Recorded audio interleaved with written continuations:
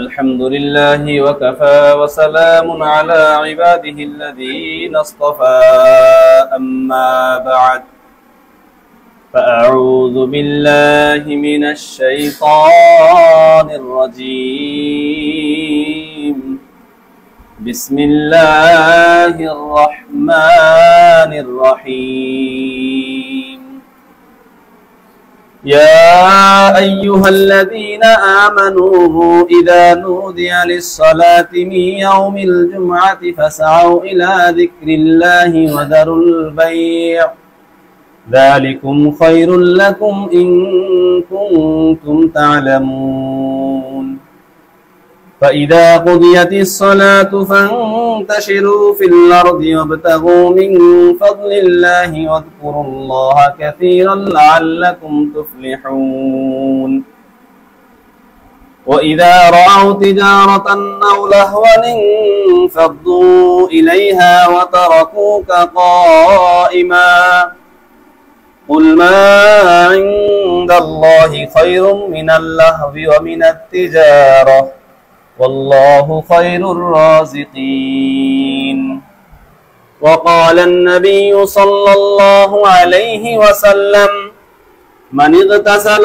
يوم الجمعة ولبس من أحسن ثيابه ومس من طيب إن كان عنده ثم أتى الجمعة فلم يتخط أعناق الناس ثم صلى ما كتب الله له ثم أنصت إذا خرج إمامه حتى يفرغ من صلاته كانت كفارة لما بينها وبين جمعة التي قبلها أو كما قال عليه الصلاة والسلام يا أيها الذين آمنوا صلوا عليه وسلموا تسليما اللهم صل على محمد وعلى آل محمد كما صليت على إبراهيم وعلى آل إبراهيم إنك حميد مجيد اللهم بارك على محمد وعلى آل محمد كما باركت على إبراهيم وعلى آل إبراهيم إنك حميد مجيد সর্বপ্রথম আমরা আল্লাহ রাব্বুল আলামিনের দরবারে লাখ কোটি শুকরিয়া জানাই যে মহান রাব্বুল আলামিন অত্যন্ত দয়া করে মায়া করে ভালোবেসে তার ঘরে এসে কিছু কথা বলার এবং শোনার তৌফিক দান করলেন। এই জন্য সকলে মনের গভীর থেকে একবার কালিমাতে শুকর আদায় করি আলহামদুলিল্লাহ। সম্মানিত হাজির, আজকে এই মসজিদে সর্বপ্রথম জুমা চালু হবে। তো আজকে অনেক বিষয় আলোচনা করার দরকার ছিল, কিন্তু আজকে একটা বিষয় নিয়ে আলোচনা করব, সেটা হলো যে জুমার দিনের ফজিলত, জুমা ইত্যাদি সম্পর্কে আমাদের একটা বেসিক ধারণা থাকা দরকার। এই ধারণাটা আমরা আজকে পাবো ইনশাআল্লাহ। সকলে যদি মনোযোগ সহকারে কথাগুলো শুনি, আশা করি আমরা অনেক উপকৃত হব। সকলে দোয়া করি আল্লাহ যেন এমন কথা বলার তৌফিক দান করেন যে কথাগুলো দ্বারা আমি বক্তা আমিও আমল করতে পারি, আপনারাও আমল করতে পারেন, এলাকাবাসী সকলে যেন আমল করতে পারে, এমন কথাগুলো যেন আল্লাহ তাআলা মুখ দিয়ে বলার তৌফিক দান করে। সর্বপ্রথম আমরা আলোচনা করব জুমার দিন। এই জুমার দিনের নামকরণ কিভাবে হয়েছে এই বিষয়টা নিয়ে আমরা আলোচনা করব। জুমা, জাম, জিম, মিম, আইন, একত্রিত হওয়া, একত্রিত করা অর্থ। এর কয়েকটা কারণ আছে। এর মধ্যে এক নম্বর হলো আদম আলাইহিস সালাম, আমাদের আদি পিতা, ওনাকে সৃষ্টি করার জন্য পৃথিবীর বিভিন্ন জায়গা থেকে মাটি সংগ্রহ করা হয়েছিল, মাটি একত্রিত করা হয়েছিল। ওই যেহেতু পৃথিবীর বিভিন্ন জায়গা থেকে মাটি একত্রিত করা হয়েছে এই দিনে, এই জন্য এই দিনকে জুমার দিন বা একত্রিত করার দিন বলা হয়।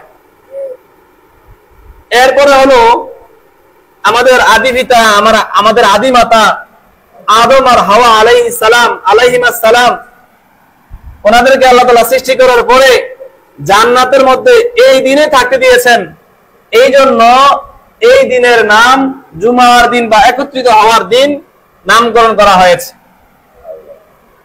3 নম্বর হলো বিভিন্ন কারণবশত আপনারা বিভিন্ন ওয়াজে বিভিন্ন বয়ানে শুনেছেন যে আদম আলাইহিস সালাম, হাওয়া আলাইহিস সালাম ওনারা জান্নাতে ছিলেন, আমরাও জান্নাতে ছিলাম। পরবর্তীতে একটা ফল খাওয়ার কারণে আল্লাহ রাব্বুল আলামিন বিশেষ হিকমতে দুনিয়াতে পাঠিয়ে দিলেন। ওই দুনিয়াতে পাঠাইছেন, পাঠানোর পরে ওনাদেরকে পৃথিবীর 2 প্রান্তে থাকতে দিয়েছেন। ওনারা একে অপরকে খুঁজতে খুঁজতে খুঁজতে খুঁজতে এই দিনেই তারা একত্রিত হয়েছেন। এই জন্য এই দিনকে ইয়ামুল জুমা বা একত্রিত হওয়ার দিন বলা হয়। 3টা কারণ বললাম। 4 নাম্বার কারণ হলো এই দিনেই কিয়ামত হবে, এই জন্য এই দিনকে ইয়ামুল জুমা বা একত্রিত হওয়ার দিন বলা হয়। আমরা সবাই এখন জীবিত আছি, আমাদের আগের মানুষ তারা জীবিত নাই। আমরা একসময় জীবিত থাকবো না, মারা যাব। আমরা এখন যে কবরে থাকি, সেখান থেকে কবর থেকে আমাদেরকে একদিন উঠানো হবে। কিয়ামতের পরে হাসরের ময়দানে আমাদের সবাইকে উঠানো হবে। কিয়ামতের ময়দানে হাসরের মাঠে আমাদেরকে যখন একত্রিত করা হবে, সব মানুষ পৃথিবীর শুরু থেকে নিয়ে পৃথিবীর শেষ পর্যন্ত সকল মানুষ যখন একত্রিত করা হবে, এই জন্য এই জুমার দিনে একত্রিত করা হবে বলে এই দিনকে জুমার দিন বা একত্রিত হওয়ার দিন হিসেবে নামকরণ করা হয়েছে। এই পর্যন্ত আমরা জানলাম এই জুমার দিনকে ইয়ামুল জুমা বা জুমার দিন শুক্রবার কেন বলা হয়। এরপর আমরা জানবো যে এই যে শনি, রবি, সোম, মঙ্গল, বুধ, বৃহস্পতি, শুক্র 7টা দিন আছে। এই দিন থেকে সর্বশ্রেষ্ঠ দিন কোনটা? জুমার দিন। এটা কেমনে হলো এই বিষয়টা আমরা এখন জানবো। কোন বিষয়কে, কোন ব্যক্তিকে, কোন বস্তুকে, কোন দিনকে, কোন রাতকে শ্রেষ্ঠ করা, মর্যাদাবান করা, ভালো করা, এটার দায়িত্ব কর্তৃত্ব একমাত্র আল্লাহ রাব্বুল আলামিনের। আল্লাহ চাইলে কাউকে সম্মানিত করতে পারেন, আল্লাহ চাইলে কাউকে অসম্মানিত করতে পারেন। আল্লাহ চাইলে কোনো বস্তুকে সম্মানিত করতে পারেন, আল্লাহ চাইলে কোনো বস্তুকে অসম্মানিত করতে পারেন। আল্লাহ রাব্বুল আলামিন বলেন, ওয়ারাব্বুকা ইয়াখলুকু মা ইয়াশাউ ওয়া ইয়াখতার, আপনার রব যা ইচ্ছা সৃষ্টি করেন, ওয়া ইয়াখতার, এবং যাকে ইচ্ছা সেটাকে মর্যাদাবান করেন, উন্নতি দান করেন।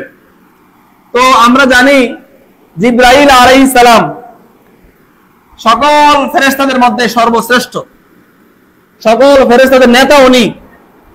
এই জন্য আল্লাহ রাব্বুল আলামিন ওনাকে নেতা বানিয়েছেন, সকল ফেরেশতাদের সর্বশ্রেষ্ঠ বানিয়েছেন। এটা আল্লাহ তাআলাই বানিয়েছেন। তো সকল ফেরেশতাদের মধ্যে একজন হলেন নেতা। এই এলাকার মধ্যে একজন নেতা থাকে, চেয়ারম্যান থাকে, মেম্বার থাকে, কমিশনার থাকে। তো আল্লাহ রাব্বুল আলামিন এই জিবরাইল আলাইহিস সালামকে সকল ফেরেশতাদের মধ্যে সর্বশ্রেষ্ঠ বানিয়েছেন। এটা হলো ফেরেশতাদের মধ্যে। আমাদের 1,24,000 মতন দ্বারা 2,24,000 আল্লাহ ভালো জানেন যে অনেক নবী এই দুনিয়াতে এসেছেন। এর মধ্যে সকল নবীদের মধ্যে সর্বশ্রেষ্ঠ নবী মুহাম্মদুর রাসূলুল্লাহ সাল্লাল্লাহু আলাইহি ওয়াসাল্লাম। এই মুহাম্মদ সাল্লাল্লাহু আলাইহি ওয়াসাল্লামকে সকল নবীদের সেরা নবী, সর্বশ্রেষ্ঠ নবী বানিয়েছেন একমাত্র আল্লাহ তাআলা। তো নবীদের মধ্যে আল্লাহ তাআলা একজনকে সম্মানিত করেছেন, সর্বশ্রেষ্ঠ বানিয়েছেন। এরপরে আসে আমরা মাস। পৃথিবীর শুরু থেকে নিয়ে কিয়ামত পর্যন্ত মাস 12টাই থাকবে। মাস কিন্তু 13টা হবে না, 14টা হবে না। তো 12 মাস, এই 12 মাসের মধ্যে একটা সর্বশ্রেষ্ঠ মাস আছে, যেটা আমরা কিছুদিন আগে অতিক্রম করলাম, রমজান মাস। এই রমজান মাসকে আল্লাহ রাব্বুল আলামিন এই 12 মাসের মধ্যে সর্বশ্রেষ্ঠ বানিয়েছেন। এই আল্লাহ রাব্বুল আলামিন যদি বানাতেন অন্য কোনো মাসকে, তাহলে অন্য কোনো মাসে হয়ে যেত। যেহেতু আল্লাহ রাব্বুল আলামিন বানিয়েছেন রমজান মাসকে সর্বশ্রেষ্ঠ, এই জন্য অন্য কেউ যদি এই অন্য কোনো মাসকে সর্বশ্রেষ্ঠ ঘোষণা দেয়, কাজ হবে না। আল্লাহ তাআলাই ঘোষণা দিয়েছেন রমজান মাস হলো সর্বশ্রেষ্ঠ মাস। আমরা দিনের পর রাত পাই, রাতের পর দিন পাই। এই যত রাত আছে সব এক বছরের মধ্যে, সব রাতের মধ্যে সর্বশ্রেষ্ঠ রাত হলো লাইলাতুল কদর, যে শবে কদর রমজানের শেষ দশকে বেজর রাত্রিতে আমরা খুঁজতে হয়। তো এই শবে কদরের মধ্যে আমরা ইবাদত করলে অনেক হাজার বছরের ইবাদত সওয়াব পাই। এই যে রাত্রিটাকে সম্মানিত করলেন, এটা একমাত্র আল্লাহ রাব্বুল আলামিন করলেন। এরপরে আসি দিন। দিন তো 7টা, এই 7 দিনের মধ্যে সর্বশ্রেষ্ঠ দিন জুমার দিন। এই জুমার দিনকে আল্লাহ রাব্বুল আলামিন সর্বশ্রেষ্ঠ বানিয়েছেন, আমি আর আপনি বানাই নাই। আজকে আমরা এই মসজিদে আসতে পারছি জুমার দিন, মানে একত্রিত হওয়ার দিন, সকলে সমাজের সকল মানুষ, সকল শ্রেণীর মানুষ, ছোট বড়, জোয়ান বুড়া সব আমরা মসজিদে আসতে পারছি, এটা আল্লাহ তাআলার অনেক বড় নিয়ামত। এই যে জুমার দিন একটা সময় আছে, একটা মুহূর্ত আছে, এই মুহূর্তে যদি আমরা চোখের পানি ছেড়ে দিয়ে আল্লাহ রাব্বুল আলামিনের কাছে কেঁদে কেঁদে বলি, একটা যে কোনো একটা দোয়া কবুল হবেই হবে। এই মুহূর্তটা কোন মুহূর্ত সেটা লুকায়িত। আমাদের শবে কদর বা লাইলাতুল কদর, কদরের রাত্র, ওই রাত্রটা লুকায়িত। অনেক ইশারা ইঙ্গিত আছে 27 তারিখে হওয়ার, কিন্তু হাদিসে আছে 21, 23, 25, 27, 29 এই বেজর রাত্রিগুলিতে শবে কদর বা লাইলাতুল কদর খোঁজার জন্য। তো যাতে আল্লাহ তাআলা একটা বিশেষ হিকমতে এই রাত্রটাকে গোপন রেখেছেন, যাতে বান্দারা ইবাদত বেশি বেশি করে জান্নাতের সর্বোচ্চ স্তরে পৌঁছতে পারে। তো রমজান, এই যে জুমার দিনের একটা মুহূর্ত আছে, এই মুহূর্তটাও একটা সময় আছে, সময় যদি দোয়া করে সেই দোয়া আল্লাহ তাআলা কবুল করেন। সেটা কোন মুহূর্ত সেটা নির্ধারিত নাই, সেটা অনির্ধারিত। কেমন অনির্ধারিত রাখা হলো? যাতে বান্দা সারাটা দিন বিভিন্ন সময়ে সময়ে আল্লাহ রাব্বুল আলামিনের কাছে কেঁদে কেঁদে বলে, আল্লাহ আপনি আমাকে মাফ করে দেন, আপনি আমার অমুক সমস্যা দূর করে দেন, সংসার শান্তি দান করেন, ছেলে বিদেশ কাজের মিল করে দেন। বিভিন্ন সময়ে দোয়া করা যাতে সুযোগ হয়, তৌফিক হয়, এই জন্য আল্লাহ রাব্বুল আলামিন এই মুহূর্তটা গোপন রেখেছেন। কিন্তু মুহাদ্দিসিনে কেরাম বিভিন্ন ভাবে বিভিন্ন আলামতের আঙ্গিকে বলতে পারছেন যে সম্ভাবনা আছে এই মুহূর্তটা। তারা বলতেছেন ইমাম সাহেব যখন খুতবা দেওয়ার জন্য দাঁড়াবে, এই সময় থেকে নামাজ শেষ করা পর্যন্ত এই সময়টার মধ্যে যদি কেউ কোনো দোয়া করে, সেই দোয়া আল্লাহ তাআলা কবুল করেন। এটা একটা সময়। আরেকটা সময় হলো যে আসর থেকে মাগরিব পর্যন্ত, এই সময়টা যদি কেউ ইবাদতে কাটায় দেয়, আল্লাহ তাআলার কাছে দোয়া করে, আশা করা যায় আল্লাহ তাআলা সেই দোয়াটা কবুল করবেন। এজন্য আমরা সবাই চেষ্টা করব এই মুহূর্তগুলিতে দোয়া করে আল্লাহ তাআলার কাছে দামি হওয়ার জন্য, নিজের ভবিষ্যৎকে উজ্জ্বল করার জন্য, নিজের সমস্যাকে দূর করার জন্য। আমাদের সকল সমস্যা সমাধান দেওয়ার মাত্র এক মালিক, মাত্র কে? আল্লাহ। আল্লাহ ছাড়া অন্য কেউ আমাদের সমস্যা দূর করতে পারবে না। আল্লাহ ছাড়া আমাদেরকে রোগ মুক্তি করতে পারবে না। ডাক্তার আমাদেরকে রোগ ভালো করতে পারে না। যদি ডাক্তার হাসপাতাল রোগ ভালো করতে পারতো, ডাক্তার আর হাসপাতালে যায় মানুষ মারতো না, মানুষ মরতো না। এখনো লক্ষ লক্ষ মানুষ হাসপাতালে মারা যেতেছে। বোঝা গেল হাসপাতালে গেলে মানুষ বাঁচে না। বাঁচানোর মালিক, মারার মালিক একমাত্র কে? আল্লাহ। আল্লাহ চাইলে কাউকে বাঁচাতে পারেন, আল্লাহ চাইলে কাউকে মারতে পারেন, আল্লাহ চাইলে কাউকে সম্মানিত করতে পারেন, আল্লাহ চাইলে কাউকে অসম্মানিত করতে পারেন, আল্লাহ চাইলে কাউকে রোগ বালা মুসিবত দিতে পারেন, আবার রোগ বালা মুসিবত দূর করতে পারেন, কাউকে ধনী বানাতে পারেন, কাউকে গরিব বানাতে পারেন। একমাত্র ক্ষমতা এগুলো কার? আল্লাহ। এজন্য আমরা এই যে জুমার দিনের যে বিশেষ মুহূর্তগুলো আছে, এই বিশেষ মুহূর্তগুলিতে আমরা ইবাদত করে করে আল্লাহ তাআলার কাছে কেঁদে কেঁদে দোয়া করব, আল্লাহ যেন আমাদের সকল সমস্যা সমাধান করে দেয়, রোগ থেকে মুক্তি দান করে, সংসারে সুখ দান করে, বিভিন্ন সমস্যা, বিভিন্ন রোগ বালা মুসিবত, বিভিন্ন প্রয়োজন পূরণ করে দেয়। এরপর আমরা আসি যে ইসলামের ইতিহাসে প্রথম জুমাটা কোন জায়গায় হয়েছিল? বাংলাদেশে না পাকিস্তানে না ভারতে না সৌদি আরব? কোন জায়গায় প্রথম জুমা হয়েছিল, কোন মসজিদে হয়েছিল, এই ইতিহাসটা আমাদের জানতে হবে। তাহলে আমরা আজকের যে আমাদের এই মসজিদে প্রথম জুমা চালু হইতেছে একটা মিল থাকবে আলোচনার সাথে। তো মক্কায় নবী সাল্লাল্লাহু আলাইহি সাল্লাম 40 বছর বয়সে নবুয়ত লাভ করছেন। আল্লাহ তাআলা ওনাকে নবী বানাইছেন 40 বছর বয়সে। এই 40 বছর বয়স থেকে নবুয়ত লাভ করার পর, নবুয়ত পাওয়ার পর, নবী হওয়ার পরে মানুষের দ্বারে দ্বারে বারে বারে ইসলামের দাওয়াত দিয়েছেন। আবু জাহেলের কাছে 1000 বার গিয়েছেন। আমি এখানে অনেক আলোচনা করেছিলাম, বলেছি আবু জাহেলের কাছে নবীজি 1000 বার গিয়েছেন। চাচা ইসলাম ধর্ম গ্রহণ করেন, আল্লাহকে এক বলে স্বীকার করেন, আমি মুহাম্মদকে নবী বলে স্বীকার করেন, এরকম দাওয়াত নিয়ে নবীজি 1000 বার গিয়েছেন। এই 40 বছর বয়সের পর থেকে নবীজি মানুষের দ্বারে দ্বারে বারে বারে অনেক জায়গায় গিয়েছেন দাওয়াত দেওয়ার জন্য। এই যাদের কপাল ভালো তারা তো ইসলাম ধর্ম গ্রহণ করছে, যাদের কপাল ভালো না, কপাল মন্দ, তারা নবীজিকে রাহমাতুল লিল আলামিন, যার গায়ে একটা মশা বসা হারাম, তার গায়ে পর্যন্ত পাথর নিক্ষেপ করতে করতে, রক্ত ঝরাতে ঝরাতে জুতা আর পা একসাথে লেগে গেছে, ক্লান্ত হয়ে পড়েছেন। এমন কি ক্ষুধায় পেটে পাথর বাঁধতে হয়েছে। সেই নবী করিম সাল্লাল্লাহু আলাইহি সাল্লাম এই 13 বছরে মক্কি জিন্দেগিতে অনেক কষ্ট সহ্য করেছেন। শেষ পর্যন্ত আল্লাহ রাব্বুল আলামিন নবীজিকে মক্কা থেকে, নিজের বাবের ভিটা থেকে, নিজের মাতৃভূমি থেকে জন্মভূমি থেকে চলে যাওয়ার আদেশ দিলেন, হুকুম দিলেন। তখন নবী সাল্লাল্লাহু আলাইহি সাল্লাম আবু বকর রাদিয়াল্লাহু তাআলা আনহুকে নিয়ে সেই মদিনাতে রওনা দিলেন। মদিনাতে যাওয়ার পথে কুবা নামক জায়গায়, নামটা মনে রাখবেন, কুবা নামক জায়গায় নবীজি অবস্থান করলেন, মদিনার কাছাকাছি জায়গা। সেখানে নবী 14 দিন ছিলেন। 14 দিন থাকার কারণে নামাজ পড়তে হবে, এই জন্য এই কুবা নামক জায়গায় একটা মসজিদ নির্মাণ করছেন।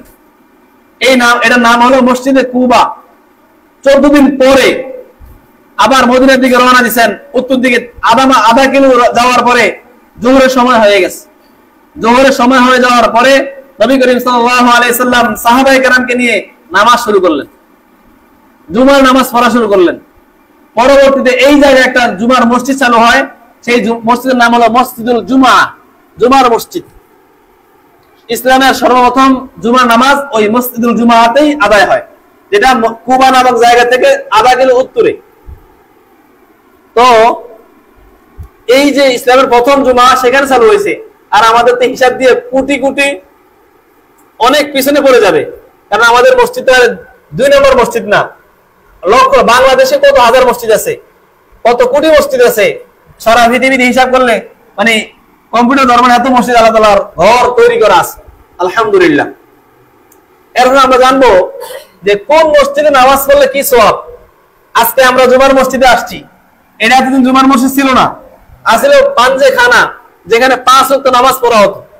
আগে নামাজ পড়লে সওয়াব কম পাইতেন, আজকে থেকে জুমা চালু করছেন, নামাজ পড়েন, সওয়াব অটোমেটিক বেড়ে যাবে। কিভাবে বেড়ে যাবে আমি বলতেছি। 1 নম্বর হলো, কেউ যদি কোন মসজিদে আসলো না, কোন ঘরে একা একা নামাজ পড়লো, সে যে নামাজটা পড়লো সেটার 1 গুণ সওয়াব পাবে, 2 গুণ 3 গুণ কোনো সওয়াব পাবে না। কেউ যদি পাঞ্জেখানা মসজিদ, আমাদের আগের মসজিদে, এই মসজিদে না, আমাদের আগের মসজিদে যদি পাঞ্জেখানা মসজিদে এসে যদি কেউ নামাজ পড়ে, তাহলে সে 27 গুণ সওয়াব পাবে। একা একা নামাজ পড়লে, ঘরে নামাজ পড়লে নামাজ হইতে পারে, নাও হইতে পারে, কারণ আমাদের কেরাত ঠিক নাই, বিভিন্ন সমস্যা। তো ঘরে নামাজ পড়লে 1 গুণ সওয়াব, আর পাঞ্জেখানা মসজিদে এসে নামাজ পড়লে 27 গুণ সওয়াব। আর আজকে আমাদের জুমার মসজিদ, এই জুমার মসজিদে কেউ যদি এসে নামাজ পড়ে জামাতের সাথে, তাহলে 500 গুণ সওয়াব পাবে। সুবহানাল্লাহ। তাহলে আমাদের এই জুমার মসজিদে কয়টা লাভ হলো না ক্ষতি হলো? আমরা সব বেশি পেয়েছি, আলহামদুলিল্লাহ। আচ্ছা, তারপরে একটু আগে বলছিলাম মসজিদে কুবা, সেই মসজিদে কুবার মধ্যে যে কেউ যদি ঘরে বাড়িতে ওযু করে, মসজিদে কুবায় যায় 2 রাকাত নামাজ পড়ে, 2 রাকাত নামাজ পড়ার কারণে সে একটা উমরা হজের সওয়াব পাবে। আল্লাহ তাআলা আমাদের সবাইকে মসজিদে কুবায় 2 রাকাত নামাজ পড়ার তৌফিক দান করুন। 5 নম্বর হলো মসজিদুল আকসা, যেটা এখন ইহুদিদের দখলে, ফিলিস্তিনের মধ্যে মসজিদুল আকসা, বাইতুল মুকাদ্দাস। এই বাইতুল মুকাদ্দাসে কেউ যদি নামাজ পড়ে, তাহলে 25,000 গুণ সওয়াব পাবে। তাহলে আমাদের এই মসজিদে কত বেশি দামি মসজিদ সেটা। এরপর হলো মদিনা শরীফে মসজিদ নববী, যেটা নবীজির মসজিদ, সেই মসজিদে নববী যদি কেউ যদি 2 রাকাত নামাজ পড়ে, তাহলে 50,000 গুণ সওয়াব বেশি পাবে। এরপর হলো যেখানে হজ করে, ঘুরে ঘুরে তাওয়াফ করে, সেই কাবা শরীফের আশেপাশে কাবা শরীফে যদি কেউ নামাজ পড়ে, তাহলে 1 লক্ষ গুণ সওয়াব বেশি পাবে। আল্লাহ তাআলা আমাদের সবাইকে মসজিদে কুবা, মসজিদে বাইতুল মুকাদ্দাস, এরপরে মসজিদ নববী, মসজিদে বাইতুল্লাহ, সেখানে যে নামাজ পড়ার তৌফিক দান করুন। আল্লাহর কাছে দোয়া করতে পারি, আশা করতে পারি, আল্লাহ তাআলার কাছে দোয়া করলে, কবুল করলে সম্ভব। এখন অনেকে বলতে পারেন, হায় রে, আমি সৌদি আরবে তো নামাজ পড়বো, হজ করতে এত টাকা লাগে, কোত্থেকে আমি ব্যবস্থা করবো, আর টাকা আমি দেওয়া লাগবে কিনা? আল্লাহ তাআলার কাছে যদি আপনি কবুল হয়ে যান, আমি যদি আল্লাহ তাআলার কাছে কবুল হয়ে যাই, আমার 1 টাকাও লাগবে না, আল্লাহ যে কোনো একভাবে নিয়ে যাবে। এই জন্য আল্লাহ তাআলা বাহানা চায়, আল্লাহ তাআলার কাছে কবুল হওয়া চায়। আল্লাহ তাআলার কাছে কবুল হন, দেখবেন সব অটোমেটিক হয়ে গেছে। এরপরে আজকের যে জুমার দিন, এই জুমার দিনের লাভ কি, এই বিষয়ে কিছু কথা বলবো। হাদিস শরীফে আছে, আমি খুতবাতে হাদিসটা পড়েছিলাম, মান ইগতাসালা ইয়াউমাল জুমআ, যে জুমার দিন গোসল করলো। আলহামদুলিল্লাহ, আমরা পুষ্করিণীতে টিউবওয়েলে গোসল করে আসছি, আলহামদুলিল্লাহ সবাই গোসল করে আসছি। তো হাদিসে আছে, কেউ যদি জুমার দিন গোসল করলো, ওয়ালাবিসা মিন আহসানি সিয়াবিহি, এবং তার গায়ে, তার ঘরে যে পোশাক আছে, জামা কাপড় আছে, এই জামা কাপড়ের মধ্যে সর্বোত্তম যে জামা কাপড়টা সেটা পরিধান করে আসলো। আমরা অনেকে জামা কাপড় ভালোটা পরে আসছি, নতুনটা পরে আসতে হবে তা দরকার নেই, নতুন নাই কিন্তু পুরাতন ধুয়ে ইস্তারি করে একেবারে ভালো করে আসছেন, এরকম যদি কেউ হয় তখন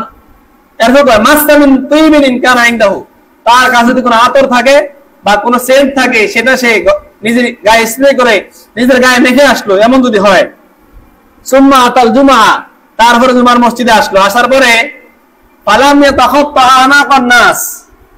আমরা অনেক মসজিদ দেখা যায় এলাকার অনেক বড় বড় মানুষ, টাকাওয়ালা, পয়সাওয়ালা, ক্ষমতাসীন মানুষ আসবে নামাজের শেষ টাইমে, নামাজের 5 মিনিট 2 মিনিট আগে আসবে, আয়েশা এই সরো সরো সরো মানে গা ধাক্কায় সামনে এসে বসে, এমন আছে কিছু। কিন্তু হাদিসে আছে কেউ যদি মসজিদে আয়েশা যেখানে জায়গা পেল সেখানে বসে গেল, কারো ঘাড় ধাক্কাতে কি করলো না, ফালাম ইয়াতাখাত আনা কন্নাস, এরপরে কি করলো, সুম্মা সাল্লামা কাতাবাল্লাহু লাহু, তার নামাজ পড়লো, সুম্মা আনসাতা, তার চুপ থাকলো, মসজিদে কোনো কথা বলে না, একদম চুপ, কাউকে বলে এই চুপ থাকো এই কথাও কাউকে বলে না, একদম সে চুপ থাকে। ইমাম সাহেব নামাজ শেষ করা পর্যন্ত সে চুপ ছিল। এরকম যদি কেউ হয় তখন সে কিভাবে সওয়াবটা, এই জুমা থেকে আগামী জুমা পর্যন্ত মাঝখান দিয়ে যদি কেউ সগীরা গুনাহ করে, ছোট ছোট গুনাহ করে, সেই গুনাহগুলোর জন্য কাফারা হয়ে যাবে, সারা সপ্তাহের গুনাহের জন্য কি হয়ে যাবে, কাফারা হয়ে যাবে, আল্লাহ তাআলা মাফ করে দিবেন। তাহলে এই সওয়াবটা আমরা প্রত্যেকে পেতে চাইলে অবশ্যই আমরা জুমার দিন গোসল করব, জুমার দিন উত্তম পোশাক পরিধান করব, থাকলে আতর ব্যবহার করব, মসজিদে আসবো, আয়েশা চুপ করে বসে থাকবো, যেখানে জায়গা হবে সেখানে বসবো, কারোর ধাক্কা দরকার না, এই বাচ্চারা সরো আমি এলাকার প্রধানমন্ত্রী আমি এসে বসি, এরকম যদি না হয়, সুন্দরভাবে যেখানে জায়গা হবে সেখানে বসে যাবো। এরপরে আমরা অনেকে মসজিদে আসছি সবার আগে, আবার অনেকে আসি সবার পরে। এই যে আসছি, যিনি আগে আসলো তিনি যদি আরো 20 মিনিট 30 মিনিট পরে আসতেন, বাড়ি থেকে অনেক কাজ করতে পারতেন, অনেক লাভ হইতো। কিন্তু তিনি বাড়ির কোনো কাজটা সব বাদ দিয়া সবার আগে চলে আসলেন, আল্লাহ তাআলা ওনাকে অনেক সওয়াব দিবেন।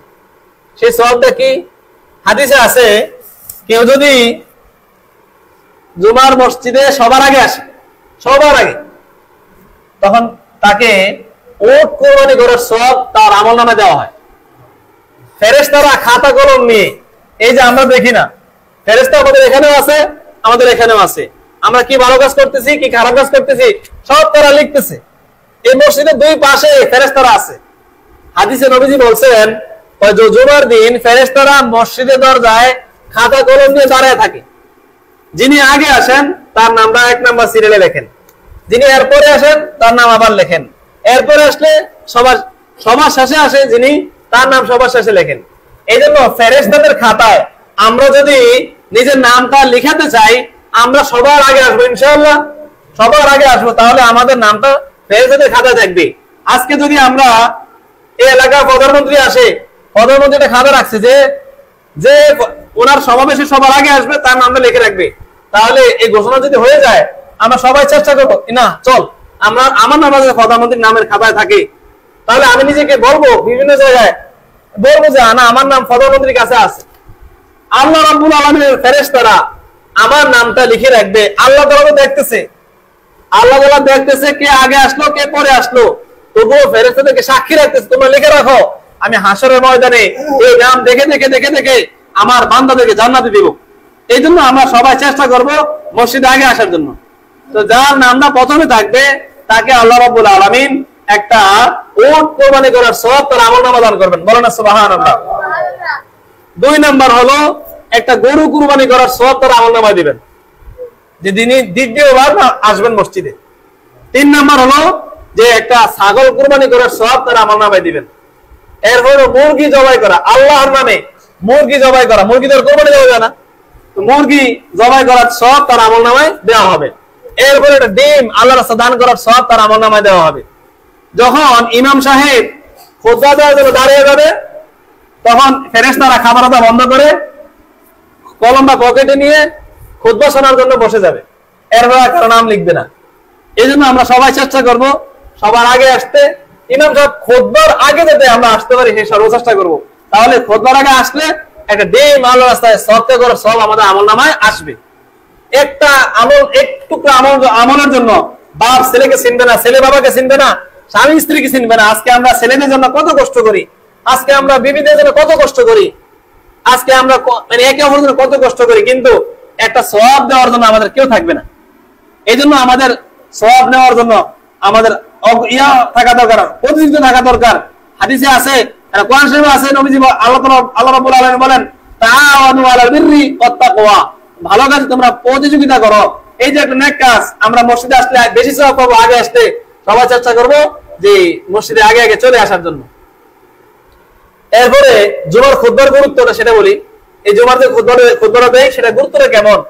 জুমার খুতবা চলাকালীন কোনো কথা বলা নিষেধ। হাদিসে আছে ইজা ফরদাল ইমামু ফালা সালাতা ওয়ালা কালামা, ইমাম সাহেব যখন খুতবা দাঁড়িয়ে যাবেন তখন কোনো নামাজ পড়া নিষেধ, কোনো কথা বলা নিষেধ, কোনো কথা বলা যাবে না।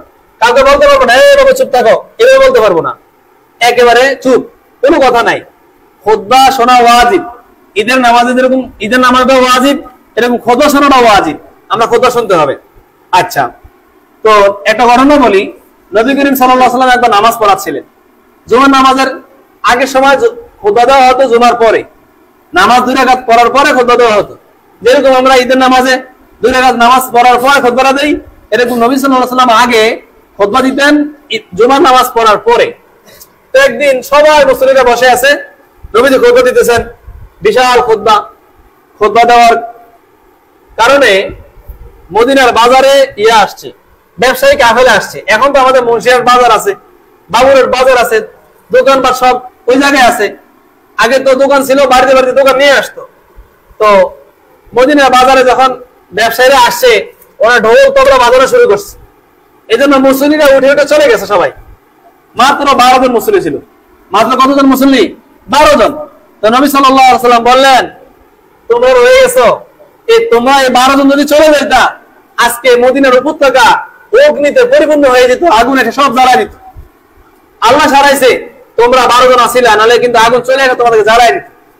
তখন নবীজি সাল্লাল্লাহু আলাইহি ওয়াসাল্লাম দেখলেন জুমার পরে খুতবা দিলে মানুষের মনোযোগ থাকে না। এই জন্য নবী করিম সাল্লাল্লাহু আলাইহি ওয়াসাল্লাম জুমার আগে খুতবা দিলেন। এখন থেকে জুমার আগে খুতবা দেওয়া সুন্নাত, জুমার পরে খুতবা দেওয়া সুন্নাত না। কিন্তু এই যুক্তিতে আবার মনে করেন না হুজুর কোরবানির সময় আমরা গরু জবাই করব, ব্যস্ততা বেশি, খুতবাটা জুমার এই নামাজের আগে দিয়ে দেন, এইটা আবার চলবো না। ওই নবীজি থেকে যেটা চলে আসছে সেটাই, আমরা আর নবীজির কথার বাইরে যেতে পারবো না, এই আর।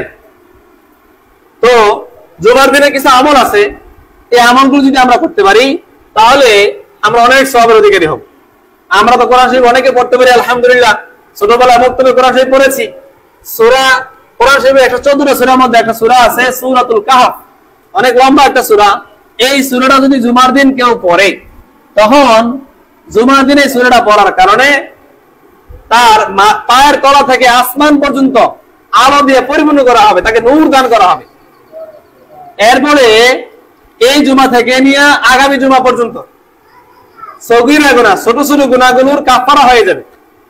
আমরা জানি গুনাহ 2 প্রকার, একটা সগীরা গুনাহ আর একটা কবিরা গুনাহ। ছোট গুনাহ, বড় গুনাহ। বড় গুনাহ, ছোট ছোট অপরাধ আমরা শিক্ষকরা মাফ করে দিই। আমরা যারা এলাকার পদ্ধতি আছে, ছোট ছোট অন্যায় করছে, কেউ একটা ভুট্টা ছিড়াইছে, আচ্ছা আর করিস না, শেষ। কিন্তু যদি কেউ একটা গরু চুরি করে নেয়, এটা আমরা বিষয়টা কিন্তু মারাত্মক ভাবে করি। তো ছোট ছোট গুনাহ যদি হয়, এটা আল্লাহ তাআলা বিভিন্ন আমলের কারণে মাফ করে দেয়। কিন্তু বড় গুনাহ যদি হয়, আল্লাহ সেটা তওবা ছাড়া মাফ করে না। এই জন্য যদি কেউ সূরা কাহফ তেলাওয়াত করে এই জুমা থেকে আগামী জুমা পর্যন্ত, তার সকল সগীরা গুনাহ, ছোট ছোট গুনাহ মাফ করে দিবেন। এই জন্য আমরা সকলে চেষ্টা করব ছোট ছোট গুনাহ মাফ করার জন্য, এবং এই আল্লাহ তাআলা আমাদের পায়ের তলা থেকে আসমান পর্যন্ত নূর দ্বারা, আলো দ্বারা পরিপূর্ণ করে দেওয়ার জন্য আমরা সূরা কাহফ তেলাওয়াত করার চেষ্টা করব। আমরা যারা পারি না, কোন মাদ্রাসা ছাত্রকে বলবো, বাবা একটু পড়ো, আমি শুনি, তাহলে আল্লাহ তাআলা একটা ওসিলার মাধ্যমে আপনাকে মাফ করে দিতে পারে। এরপর বিভিন্ন বিভিন্ন চুল আমরা কাটবো জুমার দিন, এটা সুন্নাত। এরপর হলো জুমার আগে গোসল করা সুন্নাত। এরপর হলো দুরূদ শরীফ পাঠ করা। আমরা আসরের নামাজের পরে ইমাম সাহেব সালাম ফিরানোর পরে কোনো কথা বলবো না, যেখানে বসে আছি সেখানে বসেই 80 বার যদি একটা দুরূদ শরীফ পড়তে পারি তাহলে 80 বছরের আমাদের গুনাহ মাফ করে দেওয়া হবে। 80 বছরের নফল নামাজ, নফল ইবাদতের সওয়াব আমাদের আমলনামায় দেওয়া হবে। সেই দোয়াটা দুরূদ শরীফ ছোট্ট, আল্লাহুম্মা সাল্লি আলা মুহাম্মাদিন নাবিয়্যিল উম্মিয়্যি ওয়া আলা আলিহি ওয়া সাল্লিম তাসলিমা। এই দুরূদ শরীফটা আমরা পড়ব 80 বার, তাহলে আমাদের 80 বছরের সগীরা গুনাহগুলো মাফ করে দেওয়া হবে এবং 80 বছরের নফল ইবাদত করার সওয়াব আমাদের আমলনামায় দেওয়া হবে। আমাদের এগুলো সব চাই না ইনশাআল্লাহ? চাই। তাহলে আমরা দুরূদ শরীফটা ইমাম সাহেবের কাছ থেকে বিভিন্ন মাধ্যমে আমরা শিখবো, শিখে এই দুরূদ শরীফটা পড়ার চেষ্টা করব। বেশি না, সর্বোচ্চ 10 মিনিট লাগবে আপনাদের, যখন তাড়াতাড়ি পড়বেন তখন আরো কম লাগবে। এরপর হলো আরেকটা গুরুত্বপূর্ণ কথা, আজকে আমরা সব ছেলেরা সব পুরুষেরা এই মসজিদে আসছি, আমাদের মহিলারা মা বোনেরা ঘরে ঘরে আছে, ওনারা ওই মসজিদে আসলো না। তো এই হাদিসে আছে, বিভিন্ন ওলামায়ে কেরাম বলেছেন যে মহিলাদের জন্য জুমার নামাজ ফরজ না, মহিলাদের জন্য জানাজা নামাজ ফরজ না, মহিলাদের জন্য ঈদের নামাজ ওয়াজিব না। কেন? আজকে মোবাইলের যুগ, বিভিন্ন জায়গায় দেখেন মহিলারা নেচে গিয়ে সময় কাটায়, বিভিন্ন মডেল মসজিদে টিকটক বানায়, মেয়েরা যায় নাচে মসজিদের ভিতরে। তো যদি মসজিদের মধ্যে মহিলারা আসতো, ঈদগাহের মধ্যে মসজিদ আসতো, আজকে ইমাম সাহেবের সাথে কি করতো? সেলফি উঠাইতো, ফিতনা ছড়াইতো, ফিতনার আশঙ্কা আছে। এই জন্য বিজ্ঞ ওলামায়ে কেরাম এবং অনেক আগ থেকে সাহাবায়ে কেরামের যুগ থেকেই মসজিদে মহিলাদের আসা নিষেধ। মহিলারা ঘরে নামাজ পড়বেন, মহিলারা জুমার নামাজের পরিবর্তে ঘরে জোহরের নামাজ পড়বেন, তাদের জন্য সেটাই উত্তম। ফিতনার আশঙ্কা আছে, এই জন্য মহিলারা মা বোনরা যে আছে ঘরে নামাজ পড়তেছে, তারা তো আজকে ওয়াজ শুনতেছে না। এই জন্য আমরা পুরুষরা আগে আগে চলে আসবো, ওয়াজ নসিহতটা ভালো করে মনোযোগ সহকারে শুনবো, আমাদের মা বোনদেরকে, মেয়েদেরকে, আমাদের যাদের সাথে দেখা করতে পারি তাদেরকে আমরা শোনাবো। তাহলে ইনশাআল্লাহ আমরা আমাদের মা বোনরা ওয়াজ থেকে বঞ্চিত হলো না। ইনশাআল্লাহ আমরা সকলে চেষ্টা করব আগে আগে মসজিদ চলে আসার জন্য। তো অনেক কথাই হলো, সর্বশেষ কথা হলো আমরা সকলে এই মসজিদটার জন্য সর্বোচ্চ চেষ্টা করব, মসজিদে যারা ভরপুর করার চেষ্টা করব। কেউ ঘরে নামাজ পড়বো না, ঘরে নামাজ পড়লে একদম সওয়াব পাবো। কষ্ট তো কষ্ট হবে, মসজিদে আসবেন খোলামেলা আরামসে নামাজটা করবেন, সব 7 গুণ বেশি পাবেন।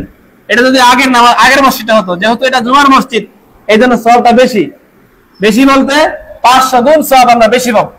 এই জন্য সকলে চেষ্টা করবো আমরা মসজিদে এসে ফজর ইশার যে সময় বাড়িতে থাকি, যে সময় বিভিন্ন জায়গায় অবসর থাকি, মসজিদে নামাজটা পড়ার চেষ্টা করবো। আল্লাহ আমাদের সবাইকে তৌফিক দান করুক। যারা আমরা সুন্নত পড়ি নাই, 4 রাকাত সুন্নত পড়ে নেই। আরেকটা কথা একটু বলি, নামাজের পরে অনেক টাকা উঠায় মসজিদের জন্য, নামাজের টাকা উঠাবেন ঠিক আছে, নামাজের পরে অনেক সময় এই দোয়া হয়। আজকে দোয়া হবে 2 রাকাত আমরা নামাজ পড়বো, নামাজের পরে সাথে সাথে 4 রাকাত নামাজ সুন্নত পড়ে ফেলবো। সুন্নতটা পড়ার পরে এরপরে আমরা দোয়া করব, মিষ্টি খাবো, এরপর টাকা উঠাবো ইনশাআল্লাহ। কেউ আমরা যাবো না ইনশাআল্লাহ। জি, আসসালামু আলাইকুম ওয়া রাহমাতুল্লাহি ওয়া বারাকাতুহু।